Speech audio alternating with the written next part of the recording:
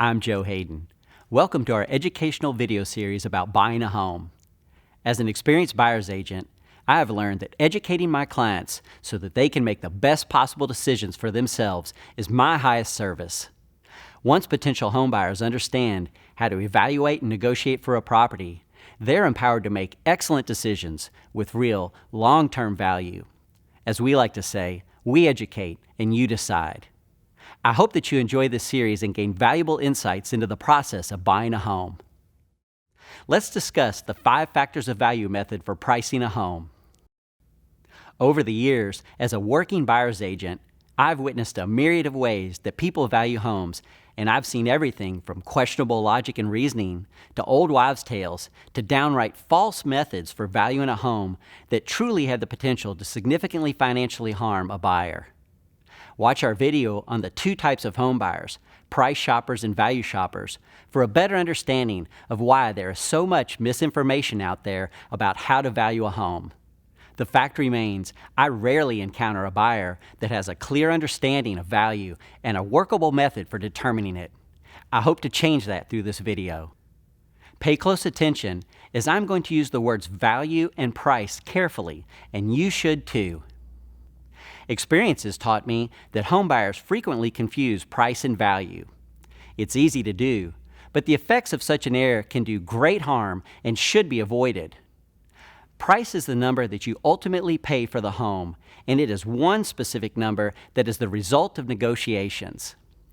Value is different because it is affected by both objective and subjective market conditions and should be used as a basis for determining price. Value, for our purposes, is expressed as a range of numbers to allow for the differences in opinions of typical homebuyers and market conditions. In other words, there is not one specific value for a home because ultimately, different people with different needs will not necessarily come to the same value range for a particular home. Here's another way to look at value when buying a home and how it is affected by people's needs. When weighing the pros and cons of a particular home, 2 sets of reasonable buyers with slightly different needs will view it from their own perspective. The first set of buyers may love the layout, love the style and functionality of the kitchen, and love the unfinished basement space for storage. They may ultimately highly value the home and pay on the upper end of prices for it. The second set of buyers may like the layout. They may think the kitchen is workable, but not ideal, and they may want a finished basement for more living space. These buyers will likely not value the home as highly as the first and will likely not pay top price, especially if negotiations get tough. Let's add a third set of buyers to the mix, and after weighing the pros and cons for this particular home, they decide it does not fit their needs at all, and they're going to continue looking. What is the value of this home to these buyers? Exactly 0 for the purposes of our discussion. People are surprised when I mention that a $350,000 home they are considering has 0 value to them, but once they understand why, then they begin to think much differently about how to value a home. Let's now begin to learn about a method I've developed for actually valuing a home that defends against many of the common value and pricing errors I see made by buyers.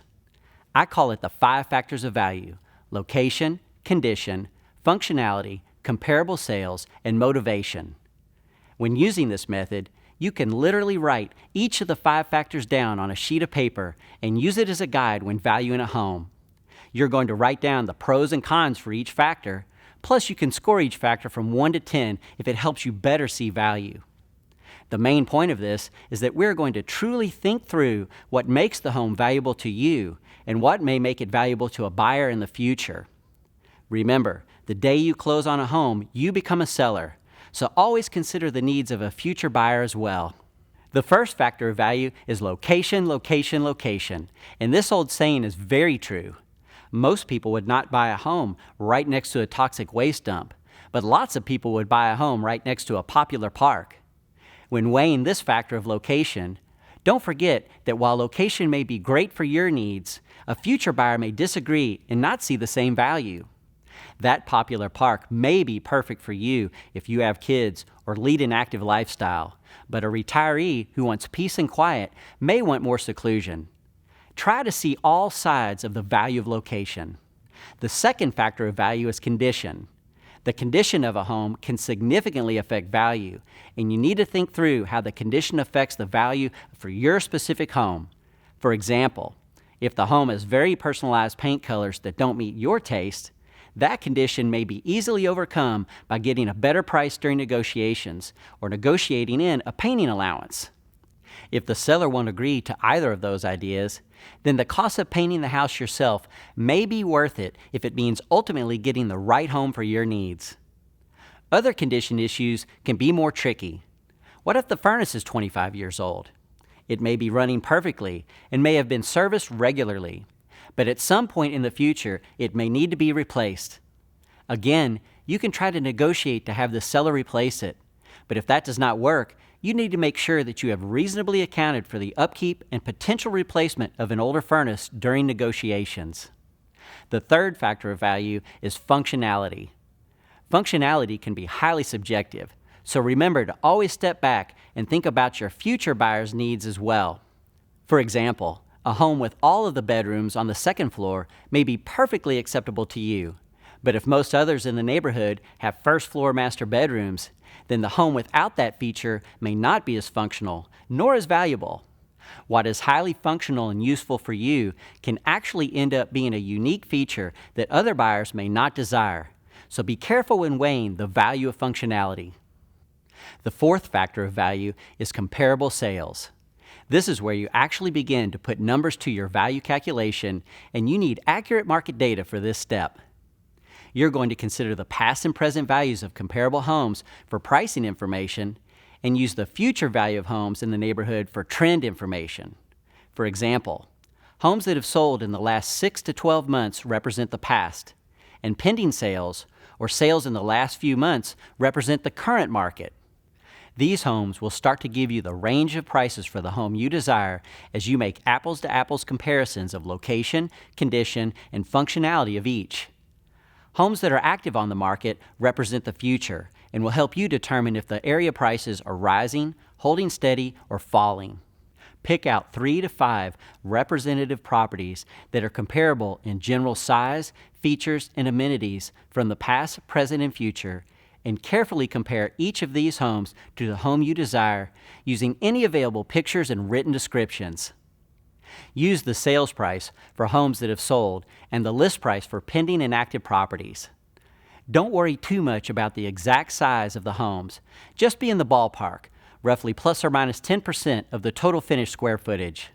The reason we are not focusing on the exact size of homes and we are trying to understand the features and amenities of the comparable homes is because the sales price for the sold homes actually includes all of the 5 factors of value and best represents how that specific home fit the needs of that particular buyer. You are trying to figure out if that buyer made reasonable value decisions based upon the facts at hand and didn't significantly overpay or underpay for the comparable home. If you did determine that they overpaid or underpaid, consider that information when you weigh this factor of value. Now, take the sales prices for those homes and reasonably come up with a range of prices that make sense for your desired home. Your goal is to continually reference the location, condition, and functionality of your desired home in comparison to others, and to then pick a range of possible prices that a reasonable buyer would pay for the home now and into the near future. If the location of the comparable home is better than your desired home, then you will devalue yours to some degree. If the condition of your home is better than the comparable home, then you will increase the value of your home in comparison. This process continues until you've gone through each comparable home. You are then left with a range of prices based upon an objective value analysis of the home you desire in comparison to the surrounding market, and from there you can make adjustments for any market trends that may affect your home. It is from this range of prices that you will pick out the price you will pay for the home and use that as the basis of your negotiations. If you have done your homework well and the seller is reasonable, then you are likely to get a very fair deal for your home. Notice that we did not use price per square foot to value the home. There are too many errors built into that method of pricing, and it is best to be avoided. The final factor of value is motivation. Motivation is very personal, and it plays out on both sides of the transaction. For example, a buyer may be motivated to buy a home because they need a place to live immediately, and they may be willing to pay more than if there were no pressure involved.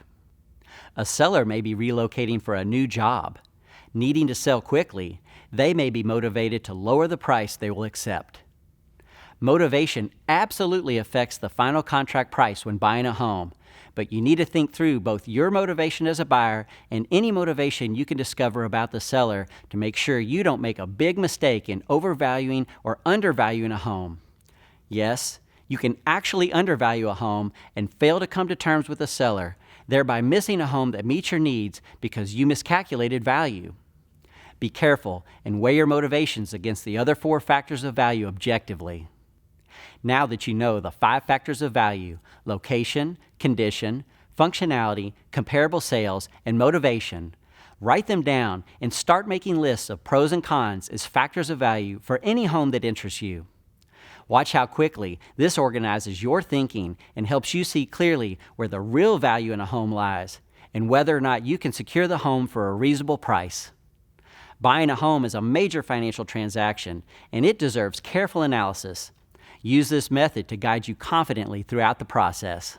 I hope that you have found this video on the 5 factors of value method for pricing a home helpful, and you have great success buying the perfect home for your needs. Stay tuned for more educational videos, and feel free to contact us at any time to learn more. I'm Joe Hayden, and thanks for watching.